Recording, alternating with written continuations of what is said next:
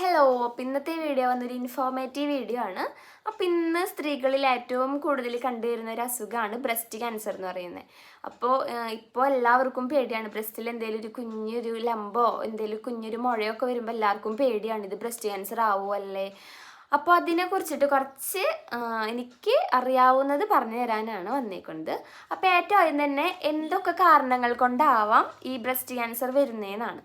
അപ്പോൾ എല്ലാവർക്കും അറിയുന്ന പോലെ ഫാമിലിയിൽ ഹിസ്റ്ററി ഉണ്ടെങ്കിൽ, അതായത് ഇപ്പോൾ നമ്മുടെ ബന്ധുക്കൾക്ക് എന്ന് പറയുമ്പോൾ ഫസ്റ്റ് ഡിഗ്രി റിലേറ്റീവ്സ് എന്നാണ് പറയുന്നത്. അതായത് അമ്മമ്മ അവർക്കൊക്കെ ഉണ്ടെങ്കിൽ ഒരു ചാൻസ് ഉണ്ട്. അത് വിചാരിച്ച് നമുക്ക് വരണം എന്നല്ല പറയുന്നത്, ചാൻസ് ഉണ്ട്. രണ്ടാമത്തേത്, അതായത് ആദ്യത്തേത് എല്ലാവർക്കും മനസ്സിലായി. പിന്നെ രണ്ടാമത്തെ കാരണം എന്ന് പറയുന്നത് 8 വയസ്സിലോ 7 വയസ്സിലോ, അതായത് ഏർലി മെനാർക്കി എന്നാ പറയുന്നത്, അങ്ങനെ വരുന്ന കുട്ടികൾക്ക് വരാൻ ചാൻസ് ഉണ്ട്. ഇനി മൂന്നാമത്തേത് എന്ന് പറയുന്നത് അതായത് ലേറ്റ് ആയിട്ട് മെൻസ്ട്രുവേഷൻ സ്റ്റോപ്പ് ആവാം. 50 വയസ്സ് 55 വയസ്സും കഴിഞ്ഞിട്ടും പീരീഡ്സ് റെഗുലർ ആയിട്ടോ അല്ലെങ്കിൽ പീരീഡ്സ് നിൽക്കുന്നില്ല എങ്കിൽ it may chance for breast cancer. Then പിന്നെ പറയുന്നതാണ് ഒബെസിറ്റി, അതായത് ഇപ്പോൾ എല്ലാവർക്കും ഒരുവിധം എല്ലാവരും ഒബീസാണ്. അത് വിചാരിച്ച് എല്ലാവർക്കും ബ്രസ്റ്റ് ക്യാൻസർ വരണം എന്നല്ല. അതായത് ഒബെസിറ്റി ഈസ് ഒരു ചാൻസ് ആണ്. പിന്നെ പറയുന്നത് ഹാവിങ് എ ചിൽഡ്രൻ അറ്റ് അതായത് ഓൾഡർ ഏജിൽ പ്രഗ്നൻ്റ് ആവുന്നത് ഒരു കാരണമായേക്കാം. പിന്നെ റേഡിയേഷൻ എക്സ്പോഷർ എന്ന് പറഞ്ഞാൽ വല്ല ഒക്യുപേഷണൽ റിലേറ്റഡോ അല്ലെങ്കിൽ എന്തെങ്കിലും കാരണത്താൽ റേഡിയേഷൻ കുറേ കിട്ടുവാണെങ്കിൽ ബ്രസ്റ്റ് ക്യാൻസർ പോലെയുള്ള അസുഖങ്ങൾ വരാം. പിന്നെ ആൽക്കഹോൾ കൺസപ്ഷൻ എന്ന് പറയുമ്പോൾ എന്താണ്, എല്ലാവർക്കും അറിയാമല്ലോ, ആൽക്കഹോൾ കുടിക്കുക. ഇപ്പോൾ എന്ന് പറയുമ്പോൾ പുരുഷന്മാരും സ്ത്രീകളും ഒരുപോലെയാണ് മദ്യം അല്ലെങ്കിൽ ആൽക്കഹോൾ കഴിക്കുന്നത്. അപ്പോൾ ആൽക്കഹോൾ കഴിക്കുന്നത് ബ്രസ്റ്റ് ക്യാൻസറിനൊരു കാരണമായേക്കാം. അപ്പോൾ ഇത്രയൊക്കെയാണ് കാരണങ്ങൾ, ഇറ്റിയോളജി ആവുന്നത്. ഇനി എങ്ങനെയൊക്കെയാണ് ക്ലിനിക്കൽ മാനിഫെസ്റ്റേഷൻ, എങ്ങനെയൊക്കെയാണ് നമ്മുടെ ശരീരത്തിൽ അത് കാണിക്കുന്നത്, അതായിരിക്കും ഏറ്റവും ഇമ്പോർട്ടൻ്റ് ആയിട്ടുള്ള കാര്യം.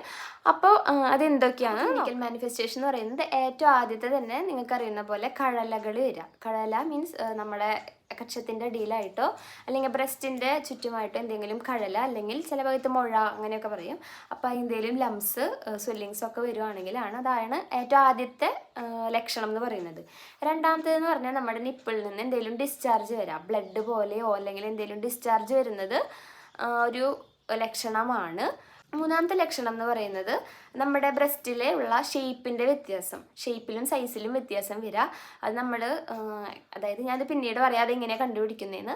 അപ്പം മൂന്നാമത്തെ ലക്ഷണം എന്ന് പറയുന്നത് സൈസിൽ എന്തെങ്കിലും വ്യത്യാസം വരുന്നതാണ്.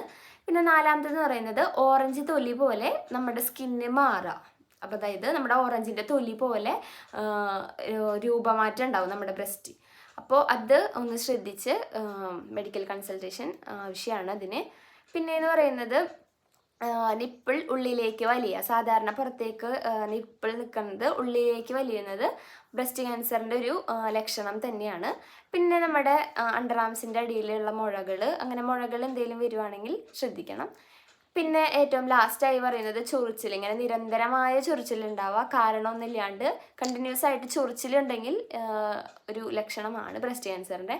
അപ്പോൾ ഇങ്ങനത്തെ എന്തെങ്കിലും ലക്ഷണങ്ങൾ നിങ്ങൾക്ക് അനുഭവപ്പെട്ടിട്ടുണ്ടെങ്കിൽ എന്തായാലും ഡോക്ടറെ കാണിക്കേണ്ടതാണ്. അത് നമ്മളിങ്ങനെ വെച്ചിരുന്ന് വീട്ടിൽ ട്രീറ്റ്മെൻറ്റ് ചെയ്യാം എന്നൊന്നും വിചാരിക്കാൻ പാടില്ല. കാരണം ഫസ്റ്റ് സ്റ്റേജിൽ തന്നെ നമുക്കത് ട്രീറ്റ് ചെയ്യാവുന്നതാണ്. ലക്ഷണങ്ങളിൽ എന്തെങ്കിലും നിങ്ങൾക്കുണ്ടെങ്കിൽ നിങ്ങൾ പേടിക്കേണ്ട ആവശ്യമില്ല. കാരണം ഇപ്പോൾ കുറേ സർജറീസ് ഉണ്ട്, കുറേ മാനേജ്മെൻ്റ് ഉണ്ട്. സർജിക്കലായാലും മെഡിക്കലായാലും അങ്ങനെ നമുക്ക് കുറേ മാനേജ്മെൻറ്റ്സ് ഉണ്ട്. അപ്പോൾ ഈ സർജിക്കൽ പറയുന്നതാണെങ്കിൽ നമുക്ക് എന്തെങ്കിലും മുഴ വരികയാണ്, ആ മുഴയാണ് ക്യാൻസറെങ്കിൽ ആ മുഴ മാത്രം മാറ്റി കളയുക. അതായത് ലംബെക്ടമി എന്ന് പറയുന്നൊരു സർജറി ഉണ്ട്. പിന്നെ മാസ്റ്റെക്ടമി, എല്ലാവർക്കും അറിയാം, ബ്രസ്റ്റ് റിമൂവ് ചെയ്യാം. അതായത് നമുക്ക് സ്പ്രെഡ് ചെയ്തിട്ടുണ്ടെങ്കിൽ നമുക്ക് അങ്ങനെ തന്നെ ബ്രസ്റ്റ് റിമൂവ് ചെയ്യാം. പിന്നെ ഈ കീമോതെറാപ്പി ആ സംഭവങ്ങളെല്ലാം ഉണ്ട്. അതുകൊണ്ട് പേടിക്കണ്ട, ആരും പേടിച്ച് വെച്ചിരുന്നിട്ട് അതെല്ലായിടത്തേക്കും വയറ് ബ്രെയിനിലോട്ടൊക്കെ സ്പ്രെഡ് ചെയ്യാനുള്ള ചാൻസ് ഉണ്ട്. അതുകൊണ്ട് ഇത് പെട്ടെന്ന് തന്നെ കാണിക്കാൻ നോക്കുക. ഇനി ലാസ്റ്റായി പറയുന്നത് ബ്രസ്റ്റ് സെൽഫ് എക്സാമിനേഷനാണ്. അപ്പോൾ നമുക്ക് എങ്ങനെയാണ് ഈ മുഴയുണ്ടെന്ന് അറിയാനായിട്ടാണ്.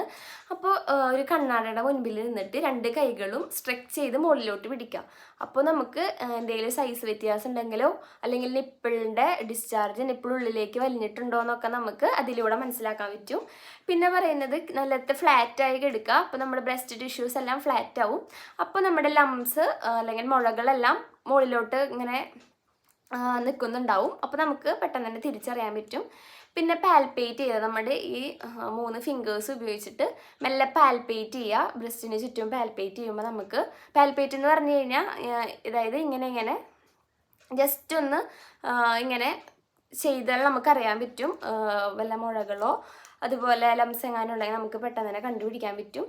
അപ്പോൾ ഇത്രയൊക്കെയാണ് ബ്രസ്റ്റ് സെൽഫ് എക്സാമിനേഷനിൽ ഈ 3 കാര്യങ്ങൾ ചെയ്താൽ നമുക്ക് ലംസ് ഒക്കെ പെട്ടെന്ന് തിരിച്ചറിയാം. അതുപോലെ സൈസ് വ്യത്യാസം, ഡിസ്ചാർജ് ഒക്കെ നമുക്കറിയാവുന്നതാണ്. അപ്പോൾ ഇത്രയും കാര്യങ്ങളാണ് ഇന്ന് ഞാൻ ഷെയർ ചെയ്യുന്നത്. അപ്പോൾ എല്ലാവർക്കും ഈ വീഡിയോ യൂസ്ഫുൾ ആവുമെന്ന് വിചാരിക്കുന്നു. അപ്പോൾ ഇത്രയേ ഉള്ളൂ. ബൈ.